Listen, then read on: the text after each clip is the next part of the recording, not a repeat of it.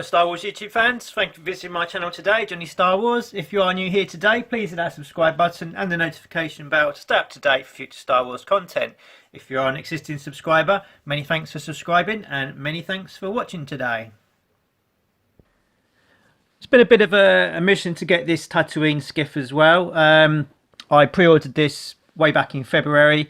I was hoping, having pre-ordered it, I might have been one of the first to actually receive this particular vehicle, but alas, I seem to be one of the last.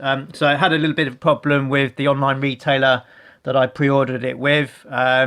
Fortunately, I only paid a deposit, and I had received no communications from the company as to when I might expect to receive this, despite seeing numerous posts from them having this in stock. They never seemed to be able to fulfill my order.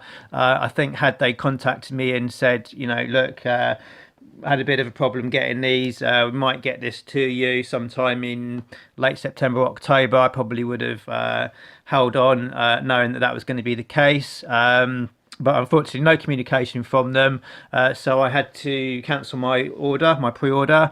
I'm yet to receive a refund for that, and I've managed to pick this up from another online retailer. So a lot of people probably know who I'm talking about. I'm not going to name any names, but suffice to say, unfortunately that company won't be receiving any more future business from me, which is a shame, because up until this year I was very happy with the service I'd received from them. So they've really shot themselves in the foot, unfortunately. So not going to name any names, but people know who I'm probably talking about. So I must say, I think the artwork on this Return of the Jedi Tatooine skiff box is absolutely fantastic. I love the sort of cover art that they've got here, showing the sail barge in the background and the Tatooine skiff. Really does sort of have that vintage feel to it. I've actually got this on display with my vintage Star Wars original toys, and it doesn't look out of place at all in the cabinet. So I'm quite pleased with the artwork on this vehicle. So let's get this bad boy opened and see what we got inside.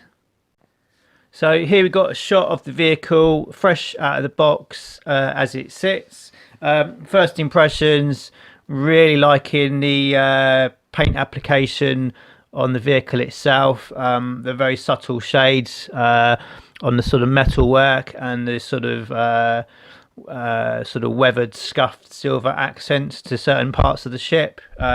Also really liking the look of the base. It looks sort of like a yellow granite as opposed to sort of a piece of plastic. If you sort of think back, I'm thinking of sort of the Land of the Jazz playset that I've got. The base on that is a very yellow lump of plastic, where that's got very nice subtle shading to it, and I think unless you picked it up and touched it, you might actually think it's a piece of rock or sand or something. So that looks really, really nice to me in that respect. So stick with me, and I think what I do is I won't show you the process of building that. I'll just get it all built, and then if you stick with me, come back and have a look at that in just a moment. So I have to say, hats off to Hasbro for this particular vehicle. Some really clever thought has gone into how to make this toy really come to life. So they've got the tilt function, which enables the ship to move to the side as seen in the film. Forgive me about this bit here, I didn't want to click it in because I'm gonna probably put this ship back in the box when I've done the video, and I think if I'd popped this in today I wouldn't have got that out, so that's why that's a little bit to one side. But yeah, I just think that ship looks amazing, and the sort of ability just to do that adds a lot of play or ability to sort of pose the ship on the shelf in different ways. I'm also really blown away by the level of detail that they've gone onto this ship. So just to give you a look at a few parts. So I grabbed this piece, as I've not clicked this in just yet. So if I clicked it in, I don't think I would have got it out very easily, but if you just look at the sort of detail on the top of this sort of section here. It's got a very nice weathering to it and very nice detail on that as well. I don't know how it compares to being movie accurate, but I suspect it's probably bang on there anyway. But that looks really good to me.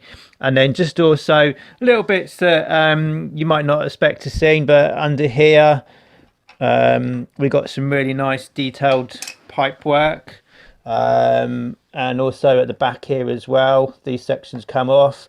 I mean, they probably didn't really need to do that, but just adds that extra level of detail to it. And I think for the price point that they've got this ship at, I think this is a fantastic vehicle. So if you've not got this one already, definitely pick this one up.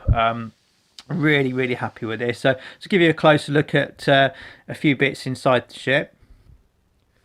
So this is what I'm talking about in terms of the level of detail on this particular vehicle. Say all this sort of pipe work and gubbins. I'm not sure you actually see it in the film, but you know, that just adds a extra layer of detail to it.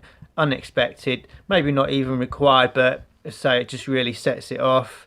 And then we've got some lovely sort of bronzy accents at the back there, gold accents, really nicely done there. And then towards the front again, not totally needed, but just adds that extra layer of you know, detail to the ship. And then under here, I believe we've got another part that clicks off. So again there, I don't know if that's sort of like some sort of engine or something, but nice detail in there as well. A couple of people have commented on, I think when they first revealed the images for this, that it hasn't got foot pegs for the figures to actually stand on anymore, but I think it might have just probably wouldn't have been too much of a problem. But I think the way they've gone about this, sorry, I'm not bother that.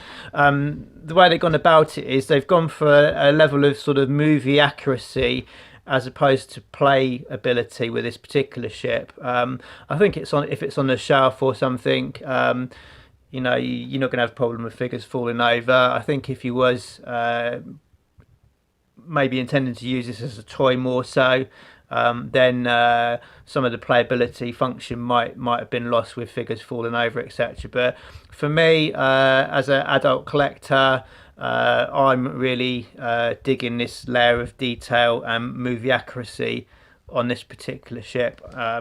Just, you know, the sort of weathering that they've done on this, I think, is superb. So top notch product from Hasbro. So I'm one of the ones that do bash Hasbro from time to time with some of their decisions and things they do, which is a little bit odd. But I think on this occasion, they've really knocked it out of the park. So I actually really love this. So I just set up this vehicle now with a few of Jabba's goons, some of them as seen in the film on the second skiff. Be great if Hasbro do re-release or release the missing figures from the second skiff, and maybe a couple of the other background characters that yet we've not had as part of the sail barge, as part of the vintage collection. Hopefully when the Rise of Skywalker's been and gone, and there's sort of a bit of a delay before a new film or project comes out, hopefully they go back and fill in a few of the gaps in the collection. I think over the years, sort of some of the best figures we've had from Hasbro tend to be between the different movie releases. So fingers crossed, hopefully we get the missing figures from the original trilogy, hopefully in the next year or so. So that'd be cool to see. So I just wanted to give you a look at a couple of other skiffs that I did have or have as part of my collection. I wasn't fortunate enough or inclined to buy the original vintage skiff that come out. I wasn't a big fan of the box art on that one, the Power of the Force version, so I declined on that a few times when I did see it back in the day at toy shows and things. But when the Power of the Force 2 skiff come out, that was sort of a recast of the original with some sort of updated weathering and that, I did jump on that one and bought that one. So I have got that. So I've got this one here. So a little underscaled, particularly when you compare it to the vintage collection one that we got now. I don't know how clear that is, but you can see it's sort of coming on maybe about 2/3 of the size, but a lot narrower and a little bit shorter as well. So that was that one. And then what I do, I just clear this away and then show you the other skiff I have had as part of my collection in the past. So give me just 2 seconds and I'll get that for you. So this other skiff you see was something I built many years ago, and I actually almost forgot I'd built it, but I did see it knocking about the other day in the attic, so I thought I'd dig it out and show you guys this. So this is a skiff I built probably, I don't know, maybe in the 90s. I've certainly built it before the Power of the Force 2 version came out, and at the time I was quite happy with it. It is actually not far off in terms of size and scale to that of the latest Hasbro Vintage Collection version. It's certainly larger than the Power of the Force 2 version that we got. But I had this on display for quite a while and I was quite happy with it at the time. It's sustained a fair bit of battle damage over the years, so like the railings have gone and whatnot, but you can pretty much get the idea of what was going on with it. So it had the sort of plank that sort of retracted, different foot pegs for the figures, and then the sort of the fins on the back they used to weave in and out like the recent version does. But just thought I'd show you that. It's just a bit of fun, really. Let me know if you want me to do a bit more of a review of it. I can do another video on that, no problem, but just interesting to show you that today. So hope you like that video today. If you're not subscribed, give us a thumbs up and a subscribe, and I shall see you next time. Thanks for watching. Thank you for watching my video today. If you'd really like to help support the channel, please give me a big thumbs up and leave a comment. This really does help grow the channel. Also in the description you'll see a link to my Redbubble page. Please consider visiting this for some cool merchandise. Anything you do buy will really go to help bring you exciting future content. Many thanks for watching.